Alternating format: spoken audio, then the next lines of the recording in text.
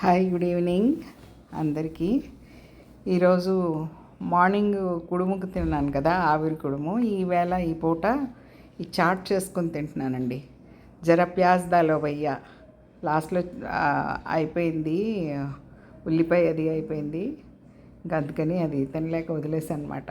ప్యాజ్ ఉంటే తినబుద్ధి వేస్తుంది చక్కగా.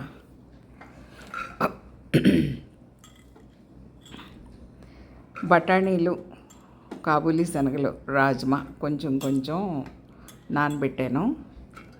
నానబెట్టి అవి అట్లా కుక్కర్లో పెట్టేశాను. కుక్కర్లో వేసి అందులో ఒక పొటాటో కట్ చేసి వేసాను అనమాట, శుభ్రంగా కడిగేసి. చూడండి చక్కగా మనకి బయట చాటు ఇప్పుడు నేను తీసుకున్న క్వాంటిటీకి వాళ్ళు ఒక 6గురికి చేయగలరండి. ఈ చాట్ 6గురికి చేస్తారు. ఎట్లా అంటే అందులో ఇంకా రకరకాలుగా కలుపుతారనమాట. రకరకాలుగా కలిపి దాన్నే లూజ్గా చేసి మళ్ళీ ఆ లూజ్ అయింది మళ్ళీ చిక్కపట్టడం కోసం శనగపిండి అలాంటివి కలుపుతారు. అవన్నీ చెప్తాను మీకు. ఆనియన్, జింజరు, మిర్చి, గ్రీన్ చిల్లీ 3 వేసి గ్రైండ్ చేశాను. గ్రైండ్ చేసి కళాయి పెట్టుకుని కళాయిలో వేయించేసాను. చూడండి, చాట్ ఇంచుమించుగా ఇలాగే చేస్తారనమాట. పక్కన సమోసా పెట్టుకుంటారు. సమోసా ఒకటి చితిపేసి అందులో వేస్తారు.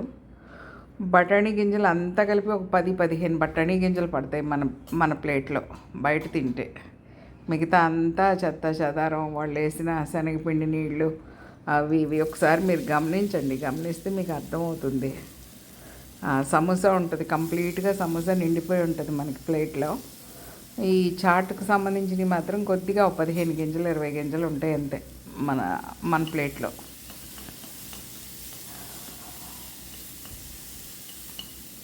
ఉల్లిపాయలన్నీ బాగా వేగిపోయిన తర్వాత పొటాటో చితిపేసి వేసేసాను. అందులో మెత్తగా మ్యాష్ చేసాను.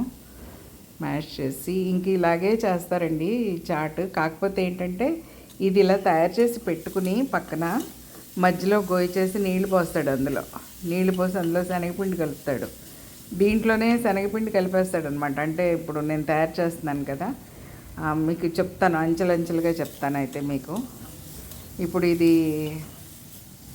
తయారవుతుంది కదా, వేగుతుంది. వేగిన తర్వాత పూర్తిగా వేగిన తర్వాత మనం ఇందులో మసాలా వేయమన్నమాట. మామూలు గరం మసాలా అది చేస్తాం కదా, గరం మసాలా అది ఏమి వేయకుండా ఇప్పుడు ఆలు ఒకటి చితిపాలన్నమాట. గట్టిగా చితిపేసి ఇందులో మెత్తగా అయిపోవాలి మనకు కనిపించకుండా. అదే బేస్ అనమాట. బేస్ మీన్స్ లూజ్గా అవుతుంది కదా, నీళ్ళు పోస్తే చిక్కదనం వస్తుంది కదా, ఆ చిక్కదనానికి ఇది ఉపయోగపడుతుంది. ఇది శనగపిండి, అలాగే టమాటో ప్యూరీ, ఈ 3 ఉపయోగపడతాయి అన్నమాట చిక్కదనానికి. పక్కన ఆ బఠానీలకి పక్కన గ్రేవీ ఉంటుంది కదా, గ్రేవీకి ఈ 3 ఉపయోగపడతాయి అన్నమాట చాట్ బండి మీద. అదే చూడండి, మెత్తగా అట్లా చేసేస్తున్నాను.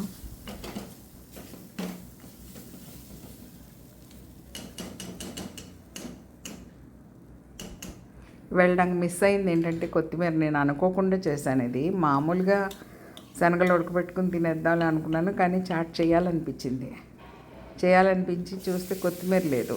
సర్లే, కొత్తిమీర లేకపోతే ఏమైంది, ఉన్నదాంతోనే చేసుకుందాం అని చెప్పి మొదలుపెట్టాను.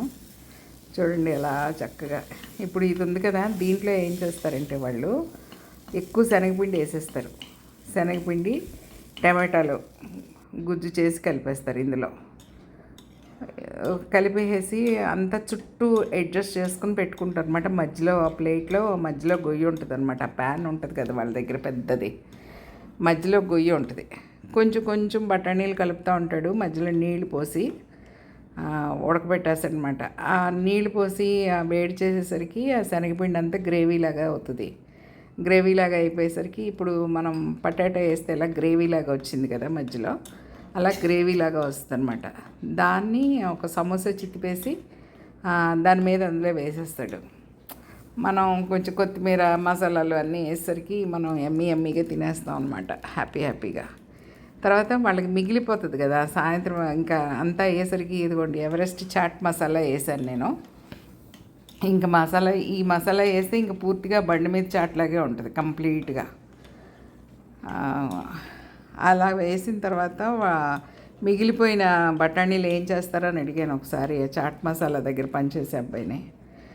అయితే అవన్నీ కడిగేసి ఉంచుతామండి, రేపొద్దున మళ్ళీ కలుపుతామండి అన్నాడు. అప్పటి నుంచి ఆ రోజు నుంచి నేను అడిగి దగ్గర దగ్గర 25 ఇయర్స్ అవుతుంది. ఉడా పార్క్ దగ్గర అడిగాను అనమాట. ఆ చాట్లో మిగిలిపోయిన చాట్ అంతా ఏం చేస్తారనంటే బకెట్లో వేసి కడిగేసి మసాలా అంతా రేపు మళ్ళీ వాడుకుంటాను. అప్పటి నుంచి నేను చాట్ బయట తిననే లేదు ఖచ్చితంగా. నాకు అంత విరక్తి. మరి రేపు మిగిలితే ఏం చేస్తానంటే రేపు కూడా అలాగే చేస్తాం. అంటే ఈ మిగిలిన దానికి ఇంకొంచెం యాడ్ చేస్తారనమాట, ఇంకొంచెం శనగలు యాడ్ చేసి. అంత దారుణం, ఆరోగ్యానికి భంగం అనమాట. కనుక మనం బయట తినద్దు, ఇలా చక్కగా చేసుకుని తిందాం.